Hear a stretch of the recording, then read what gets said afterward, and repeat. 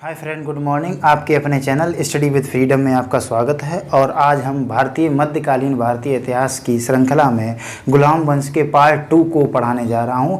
Part 1 मैंने पढ़ा दिया है और पार्ट 1 में मैंने कुतुबुद्दीन ऐबक, इल्तुतमिश, आराम शाह और रुकनुद्दीन फ़िरोज़ के बारे में बताया था। इसके आगे मैं पार्ट 2 में आज पढ़ाने जा रहा हूँ। पार्ट 2 में मैं आपको रज़िया सुल्तान, इसके आगे के शासकों के बारे में बताऊँगा। ठीक है। अगर आप हमारे चैनल पर नए हैं तो आप हमारे चैनल को सब्सक्राइब कर दीजिएगा और बेल आइकन को प्रेस कर दीजिएगा ताकि आपको नए वीडियो मिलते रहें। और अगर आप ये वीडियो देख रहे हैं तो इस वीडियो को लाइक करना ना भूलें। ठीक है। आज हम आपको रज़िया सुल्तान के बारे में पढ़ाने जा रहे हैं। रज़िया सुल्तान 1236 में भारत की पहली मुस्लिम शासका बनती है और 1236 से 40 तक शासक पद पर रहती है। ये मात्र 4 वर्षों तक रही और इसका भारतीय इतिहास में बहुत ज़्यादा नाम लिया जाता है क्योंकि ये एक बहुत ही योग्य शासका थी। लेकिन इसका ज़्यादा समय तक शासन ना कर पाना एक कारण यह था कि एक महिला थी। जब ये शासक थी तो जब दरबार में आया करती थी पुरुषों की वेशभूषा में आती थी। तो ये शासक बनने से पहले इसके हम कुछ बातें जान लेते हैं। रज़िया सुल्तान के शासक बनने से पहले रुकनुद्दीन फ़िरोज़ शासक था।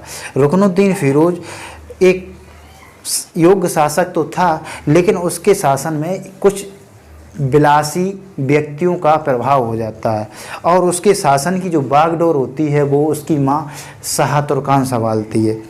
तो क्या होता है कि धीरे धीरे विद्रोह होने लगते हैं और उन विद्रोहों का साथ मिल जाता है रज़िया सुल्तान तुर्क अमीर और दिल्ली की पब्लिक से, जनता से ये कहती है अगर आप हमें शासक बनाएंगे तो हम आपकी सारी समस्याओं का समाधान करेंगे। और रज़िया सुल्तान ये बात लाल वस्त्र पहनकर कहती है। तो रज़िया सुल्तान जब कहती है तो दिल्ली की जनता और तुर्क अमीर मिलकर रुकनुद्दीन फ़िरोज़ की हत्या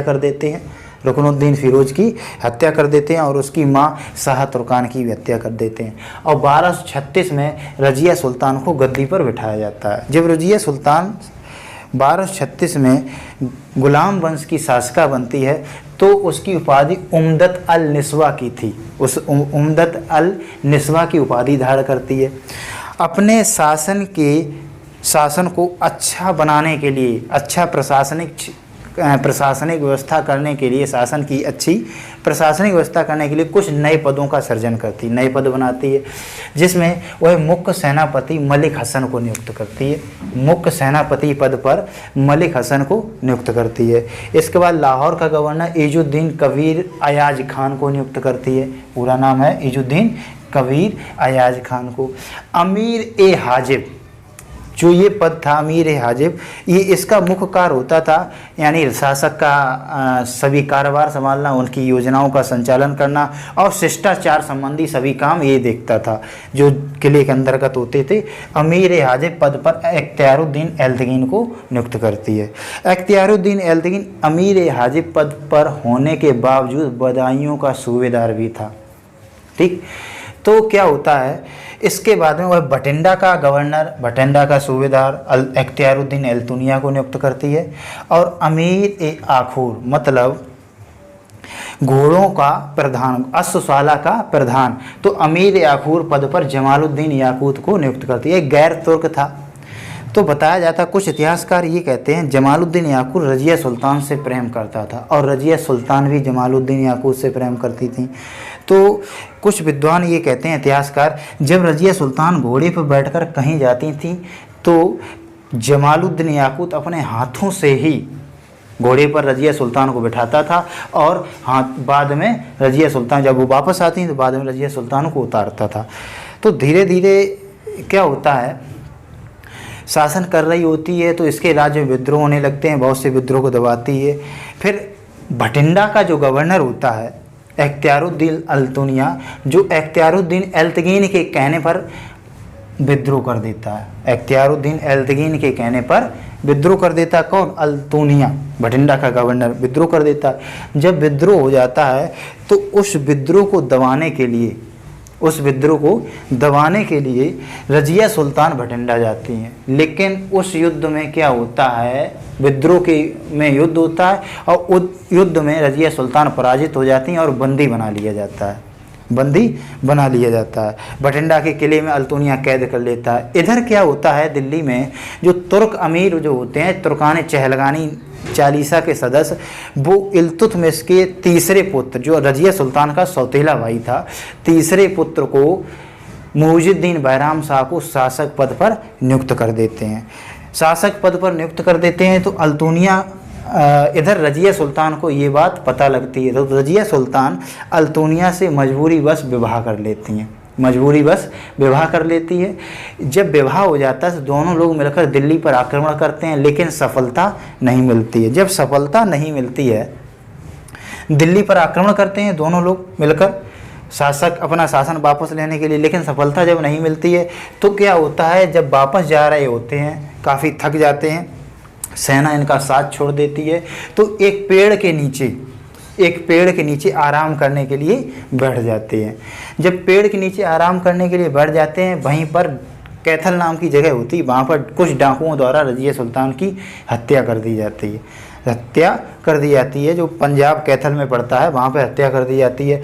इधर जब मुइजुद्दीन बैराम शाह शासक बनता है तो तुर्क अमीर जमालुद्दीन याकूत की भी हत्या कर देते हैं, जो रजिया सुल्तान का बहुत ही ज़्यादा विश्वास पात्र था। रजिया सुल्तान बहुत ही योग्य शासक थी। जब वो दरबार में आती थी तो लाल वस्त्र पहन के आती थी और कुबा और कुला को पहन कर आती थी। कुबा मतलब कुर्ता और कुला का मतलब है टोपी। इन चीज़ों को पहनकर वो आती थी। लाल वस्त्र जो होते हैं वो विरोध का प्रतीक होते हैं। रजिया सुल्तान का ज़्यादा समय तक शासन ना कर पाने का मुख्य कारण ये था कि वह एक महिला थी। दूसरा कारण ये था उसका जमालुद्दीन याकूत से वो प्रेम करती थी। तीसरा कारण वह था कि उसने इख्तियारुद्दीन अल्तुनिया जो अल्तुनिया था इससे इसने विवाह किया था। चौथा कारण ये था कि वह एक महिला थी। चौथा कारण यह था कि वह एक महिला थी। इसके साथ साथ इस्लामिक धर्म के हिसाब से, शरीयत के हिसाब से किसी महिला को शासन पद पर नहीं बैठाया जाता। इन सब कारणों की वजह से रजिया सुल्तान शासक पद पर ज़्यादा समय तक शासक पद पर नहीं रह पाई। जब रजिया सुल्तान की मृत्यु हो जाती है तो पूर्ण रूप से 1240 में मुइजुद्दीन बैराम शाह शासक बनता है। ये 1240 से 1242 तक शासक पद पर रहता है। मात्र 2 वर्ष तक शासक पद पर रहता है। 1240 से 1242 तक 2 वर्ष तक मुइजुद्दीन बैराम शाह शासक रहता है। ये क्या करता है, इख्तियारुद्दीन एल्तकीन होता है, उससे एक नए पद पर बिठाता है। मतलब ये एक नया पद बनाता है जिसका नाम होता है नायब ए मुमलकात। नए पद नायब ए मुमलकात पद पर नियुक्त करता है। और अपनी बहन की शादी, मुइजुद्दीन बैराम शाह अपनी बहन की शादी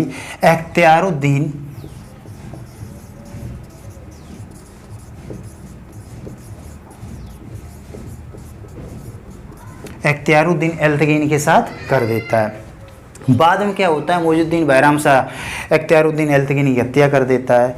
ठीक है, इसके बाद मोहम्मद गयासुद्दीन सक्कर गज को नियुक्त करता है, उसकी भी बाद में हत्या कर देता है।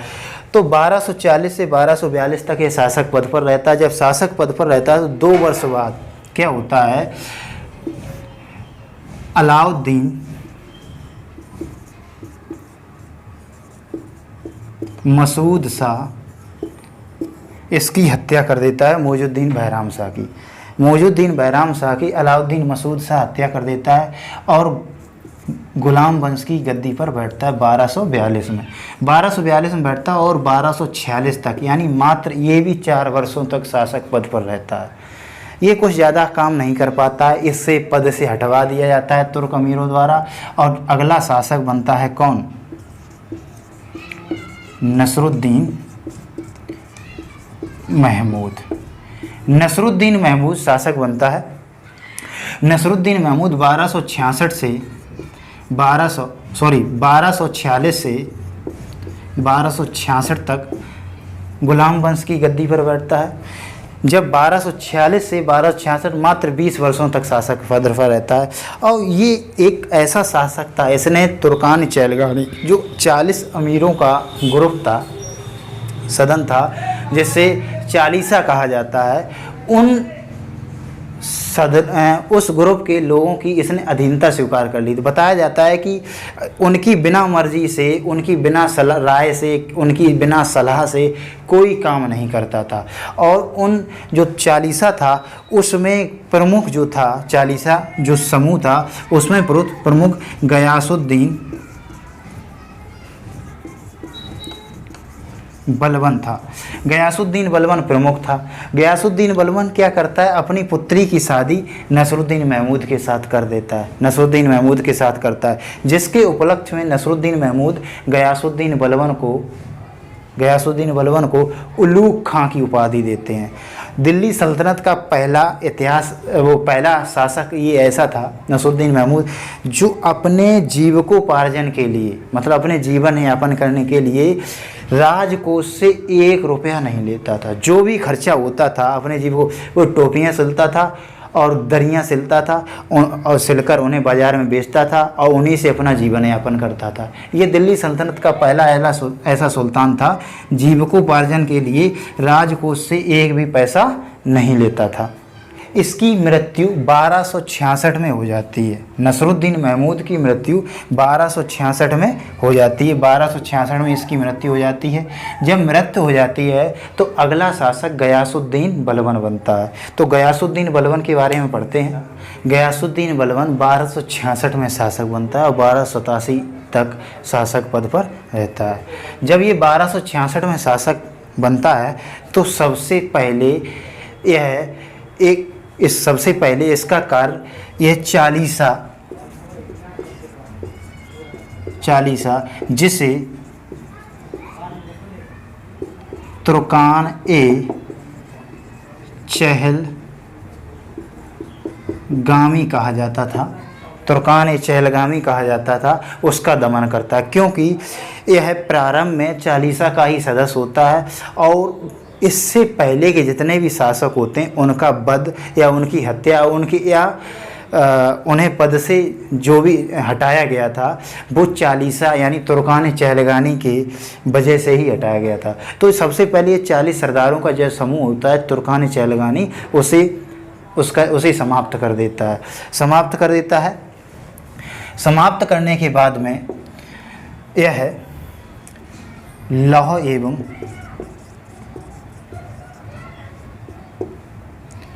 रक्त की नीति अपनाता है। मतलब बहुत ही कठोर नियम बनाता है। कोई विद्रोह करेगा तो उसे मरवा दिया जाएगा और कोई भी काम करेगा तो मरवा दिया जाएगा, गलत काम करेगा तो लौह एवं रक्त की नीति अपनाता है। और अपने दरबार में सिजदा एवं पाबोस प्रथा का प्रचलन करता है। अपने दरबार में सिजदा एवं पाबोस प्रथा का प्रचलन करता है बलबन। ये क्या, इसके बाद में एक प्रसिद्ध पारसी त्यौहार होता है जिसका नाम होता है नवरोज, जिसे मनाने की शुरुआत करता है। नवरोज त्यौहार मनाने की शुरुआत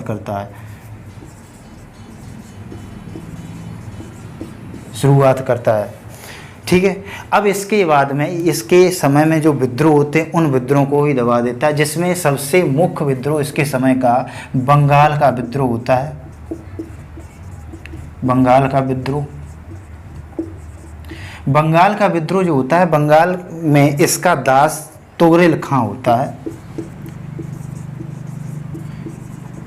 वो अपने आप को स्वतंत्र कर देता है और विद्रोह करता है, जिस वजह से गयासुद्दीन बलबन को बहुत आघात होता है। तो पहले वह अपने सेनापति को भेजता है, फिर अवध के सूबेदारों को भेजता है, दोनों हार जाते हैं। उसके बाद में वह पुनः खुद जाता है, तोगरेल खां को परास्त करता है, तोगरेल खां बंदी बना लिया जाता है, बाद में इसे मार दिया जाता है। इसने सैन्य व्यवस्था को अच्छा करने के लिए इसने वृद्ध सैनिकों को सेवानिवृत्त कर दिया था और उन्हें वार्षिक पेंशन दे करके देना प्रारंभ किया। और इसके साथ साथ इसने क्या किया, जो सैनिक युद्ध में शहीद हो गए हैं उनकी विधवाओं और उनके बच्चों को जीवन यापन करने की व्यवस्था की इसने। ठीक है, इसने मेवात, इसके समय में क्या होता है, मेवाती नाम के बहुत ही बड़े डाकू होते हैं, मेवात के रहने वाले होते हैं, दिल्ली के आसपास क्षेत्र में बहुत ही ज़्यादा उपद्रव करते हैं, तो उन्हें दमन करता है। इसके साथ साथ यह कटिहार वर्तमान बिहार में पड़ता है, वहाँ पर अधिकार करता है, कटिहार में अधिकार करता है। इसके साथ साथ राजपूतों के कुछ क्षेत्र जैसे जालोर है वहाँ पर अधिकार करता है। इन क्षेत्रों पर अधिकार, मालवा पर अधिकार करता है, मालवा पर अधिकार करता है। ठीक है, इसकी मृत्यु 1287 में हो जाती है, हम पहले भी बता। 1287 में जब गयासुद्दीन बलबन की मृत्यु हो जाती है तो उसकी मृत्यु के बाद जो उसका पौत्र होता है, मतलब उसके पुत्र शहजादा मोहम्मद, उसका जो पुत्र होता है, उसका पुत्र होता है जिसका नाम होता है कै खुसरो, जिसका नाम कै खुसरो होता है, वह शासक बनता है। जब ये शासक बनता है तो राजनीति की कूटनीति में इतना योग्य नहीं होता, राजनीति मतलब शासन करने में इतना योग्य नहीं होता है।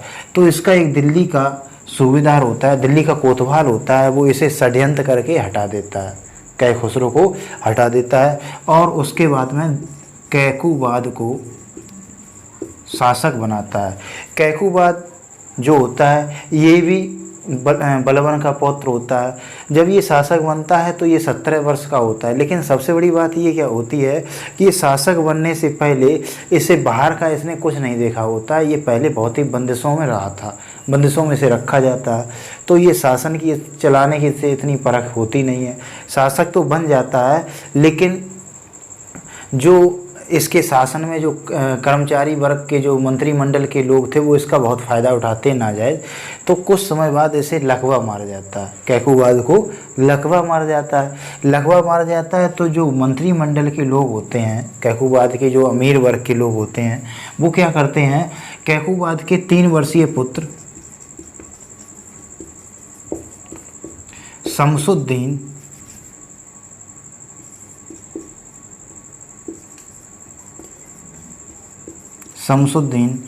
कै उमर्स को शासक नियुक्त करते हैं। जब ये 3 वर्षीय पुत्र शासक नियुक्त हो जाता है, जिसकी देखरेख करने के लिए कुछ लोगों की कमेटी बनाई जाती है। लेकिन उसी कमेटी में क्या होता है, उसी कमेटी का सदस्य होता है मलिक खिलजी नाम का व्यक्ति।